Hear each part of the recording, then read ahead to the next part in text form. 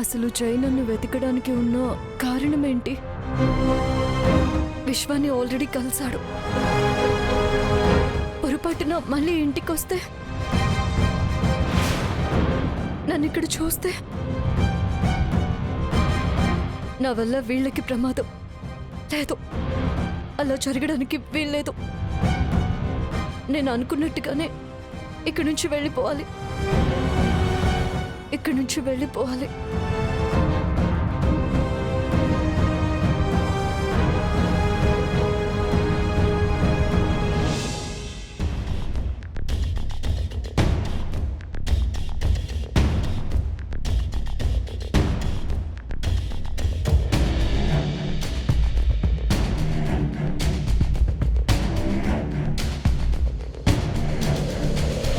నా కొడుకు వీరుడు సూర్యుడు పెద్ద నాయకుడు అవుతాడనుకున్నాను గాని ఇంతలా దిగజారుతాడని నేను కల్లో కూడా అనుకోలేదురా.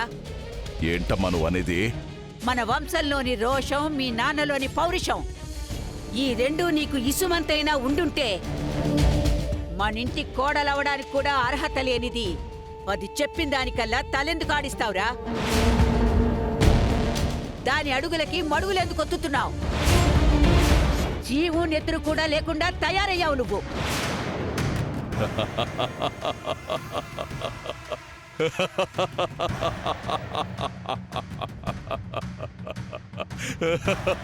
ఏమైందిరా? హఠాత్తుగా నీకు పిచ్చి కూడా పట్టిందా ఏంటి? పిచ్చి కాదమ్మా, ఇదంతా రాజకీయం. హ? నువ్వు నన్ను కన్నావు గాని నా కపట నాటక తెలివితేటల్ని ఈసుమంత కూడా గ్రహించలేకపోయావు నువ్వు.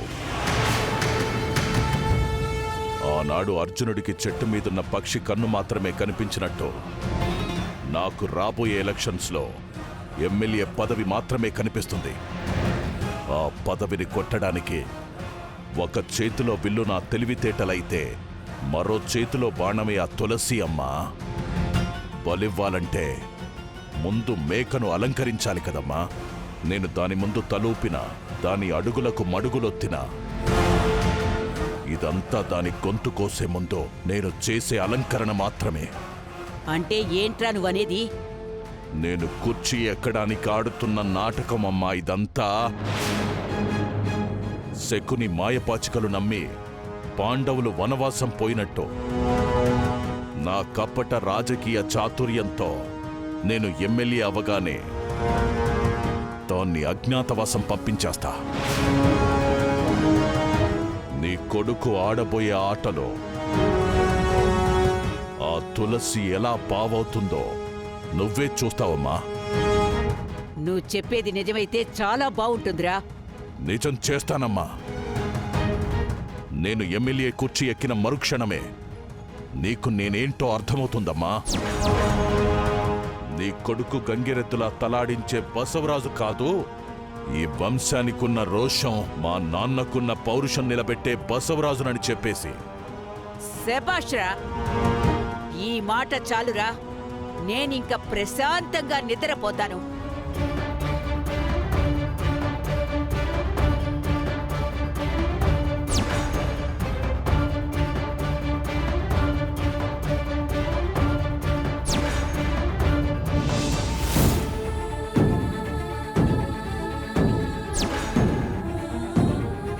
జాను చనిపోయి ఉంటే నేనెలా బతుకుంటానరా? నేను బతుకున్నట్టే నా జాను కూడా బతుకుంటుంది.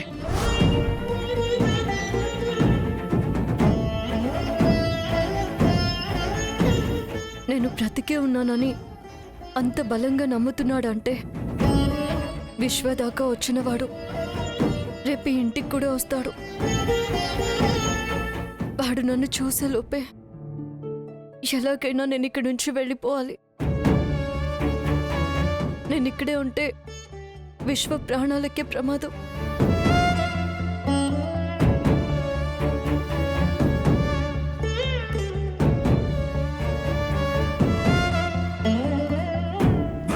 భాను, భోంచేసావా?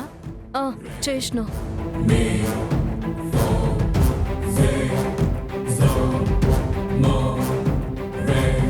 ఏంటమ్మా అలా ఉన్నావు? ఒంట్లో ఏమన్నా బాలేదా? గదేం లేదు సారు, బాగానే ఉంది.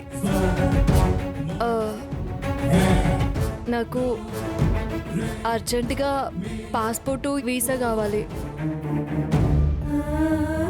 మీరు అది రెడీ చేపిస్తా అన్నారు కదా, కొంచెం జల్దీ చేపిస్తే. నేను చెప్పినా కదా దుబాయ్ పోవాలని. ఇంత తొందర ఏంటమ్మా? ఎవరో నిన్నెక్కడి నుంచి తరుముతున్నట్టు. గట్లనే ఉంది.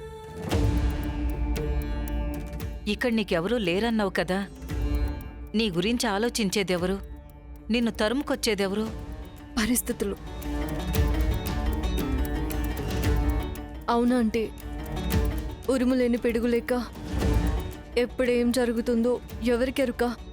గందుకే నేను దుబాయ్ పోవాలి. ఎట్లయినా చేసి ఆ వీసా ఇప్పించుర్రు సారు. వెళ్తాను వెళ్తాను అంటున్నావు. అక్కడ నీకు జాబ్ గానీ పర్మనెంట్గా వర్క్ గానీ ఉందా? గవైతే లేవు, పోయినాక చూసుకుంటా. ముందైతే మొదలు నేను ఇడికెళ్ళి పోవాలి. అలా కంగారు పడితే ఎలా బాను? నువ్వు వెళ్ళాక దుబాయ్లో ఉండడానికి, పని వెతుక్కోవడానికైనా డబ్బులుండాలి కదా, మరున్నాయా నీ దగ్గర? భాను, పని దొరకడానికి ఎంతకాలం పడుతుందో తెలియదు.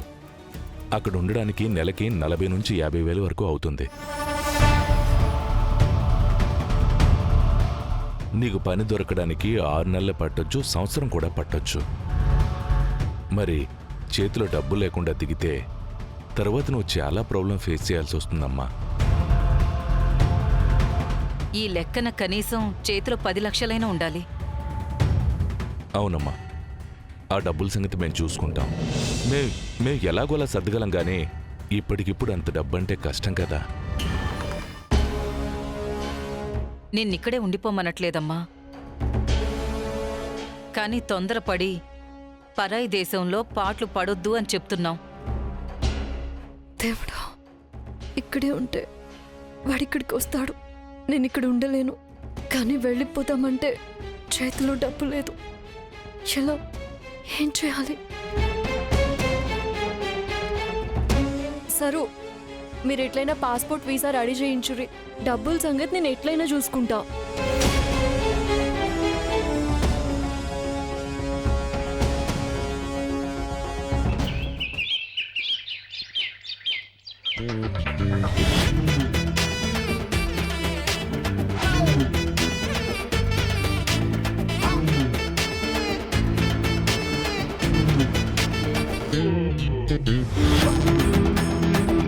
మావయ్య గారు కనిపించట్లేదు.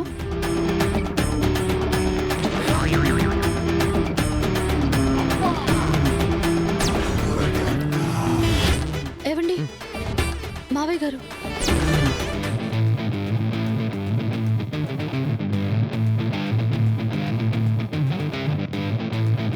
మావయ్య ఇక్కడ పడుకున్నారేంటి? నువ్వు సడన్ గా అమ్మ పుట్టినరోజు చేయాలన్నావు కదా, ఆ షాక్తో వచ్చిన బాధలో ఇదిగో రాత్రంతా ఫుల్గా తాగేసినట్టున్నాడు. అబ్బా, సరే త్వరగా లేపండి, ఇప్పటికే లేట్ అయిపోయింది.